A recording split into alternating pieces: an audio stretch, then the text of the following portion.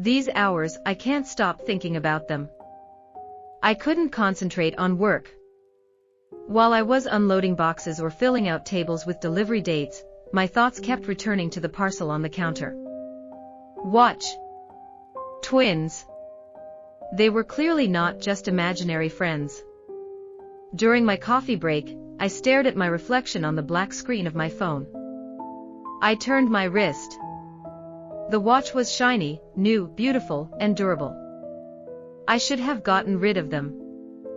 I got home around 6 o'clock. The door was locked. Luke opened it even before I turned the key.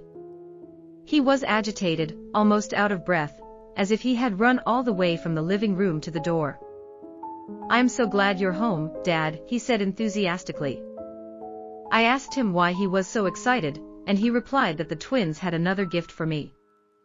At that moment, a chill ran down my spine, and the house that had been warm, calm, and cozy during the day now seemed cold, gloomy, and threatening.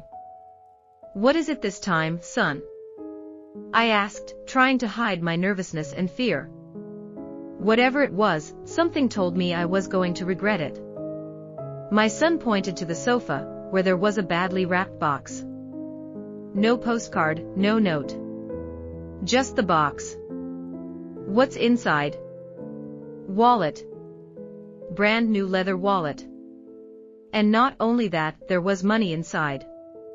Several folded $50 and $100 bills." I quickly lowered it and stepped back in fright. "Luke, where did they get this money?" was all I could ask, and he calmly replied that he didn't know, but he could guarantee that they hadn't taken it from anyone. I was scared. Part of me wanted to believe that it was a gift from above, but the other part was afraid of the consequences. I tried to think rationally and asked him where they got these things from. "They didn't tell me, Dad, but they're glad you liked the gift," he said with a big smile, as if receiving a gift from creatures that didn't even exist was completely normal. But if there's one thing I've learned in life, it's that nothing comes for free. "Thank you." "Thanks for the gift," I muttered, feeling a mixture of fear, confusion, and happiness. "Could you thank them for me?" I added, picking up my wallet. He stopped smiling. And what he said started a long nightmare. "No, Dad. They don't want praise. They want to play." Now I was doomed. Before I could refuse or even hint that I didn't want to, Luke grabbed my hand and led me to his room. He was very excited. He went in, closed the window, and drew the curtains. "Sit here," he said, pointing to the floor in front of him. I don't know what came over me, but I just obeyed. I sat down in the middle of the room. The son got up and cautiously approached the light switch. He closed the door and explained the rules of the game. "You just need to close your eyes," he said, smiling. He closed his eyes for a second to show me how it was done. "Oh, but there's one condition," he continued, still without opening his eyes. "You can't open them, okay? Only when I tell you." Then he opened his eyes and smiled. That smile made me forget about what I was going through. At first it seemed like a simple test, just keep your eyes closed. I thought I was ready. Until he turned off the light and said the game had started. The sound of a switch clicking cut through the silence like a dry crack. Everything was plunged into darkness. I felt my shoulders tense and instinctively clutched my knees with my fingers.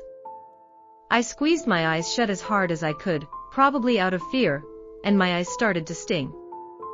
I could hear Luke's calm footsteps and knew exactly where he was and where he was going. Slow steps towards me. It's getting harder. While there was no silence. The room became quiet, and I no longer knew where my son was. Everything began to seem far away. At one point I didn't hear anything, but then I heard everything. Luke was back, walking faster now. But it wasn't just him, I could hear other footsteps. They kept repeating the route around the room, and I could only imagine. I felt Luke take my hand. I let go of my knees and squeezed his hand tightly. His warm arms comforted me. But the next time they touched me, they didn't calm me down. Little hands touched my face on both sides. They were cold. And they smelled rotten.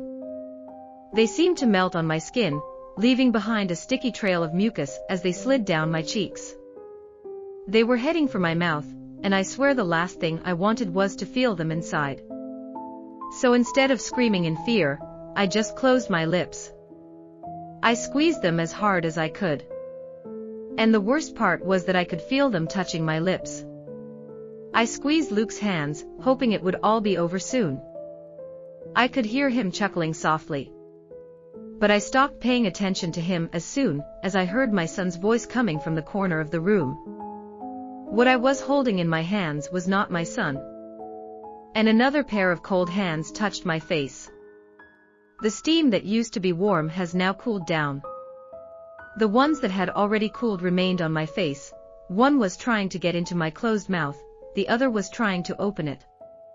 Their grotesque hands were gripping my jaw. When they finally managed to do it, I screamed. One pair held the upper and lower parts of my mouth, opening it wide. The other pair moved away from my face, preparing to shove that rotten hand inside. I screamed, and for the first time I heard them. The twins were laughing at what was happening. Their childish laughter echoed through the room, which no longer seemed safe. But then, just as suddenly as it started, everything just stopped when my son said I could open my eyes. I opened my eyes, but I didn't see anything. A second ago, I was trapped in this nightmare. And then everything was gone. It just disappeared. And in front of me stood my son, smiling, proud that I had won. I saw his face contort, and the next moment I lost consciousness right on the floor in the room. I don't know how much time had passed, but when I woke up, Luke wasn't in the room. I tried to remember what happened and if it really happened. But when I looked at the watch on my wrist, I realized that it was all for real. My son was painting in the living room. He told me that it was a lot of fun, and that the twins enjoyed playing with me. "Did you like the prize?" he asked. I wanted to pretend I didn't understand what he was talking about, but I knew exactly what it was. The twins allowed me to see my late wife again, in a dream. But it was her. I just said yes. Yes, I really liked it. After that day, the twins began to behave more freely. They wanted to play with me. They touched my stuff. Suddenly they were touching me. But when I turned around, there was no one there. They were whispering nonsense in my ear, snatches of words, long sounds, muffled giggles. They started appearing in dark corners, they were always difficult to see, sometimes they even moved in my shadow. I didn't want them to enjoy such freedom in my presence. Sometimes I got a reward, but I had to get over it. I needed to find a way to erase them from my life, and from my son's life.